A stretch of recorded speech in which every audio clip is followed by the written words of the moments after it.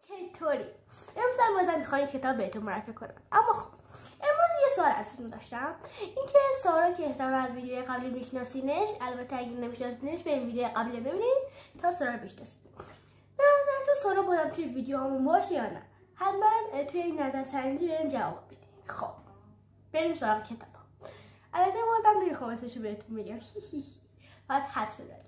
خب بریم سراغ داستان. خب ببینید، داستان درباره یه خاندانیه که یه دختر کوچیک توشه به اسم کوردلیا. مادرش رو توی حادثه دریایی از دست میده، ولی خودش و پدرش جون سالم در میبرن ولی دوباره پدرش توی دریا گم میکنه و میخواد که اونو پیدا کنه، و بقیه میگن که اون مرده و پیدا نمیشه. خب یه 5 ثانیه وقت داره. تمام.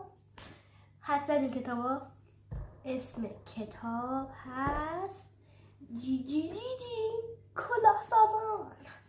البته یه جلد دوم داره که اسمش نقشه سازانه که امروز قرار نیست بهتون معرفیش کنم و میمونه برای ویدیوی بعدی. توی کامنت ها الان بهم بگین که چی حد زدین. البته دروغ نگین. مرسی. خب اینم از این. سابسکرایب یادتون نره و خداحافظ.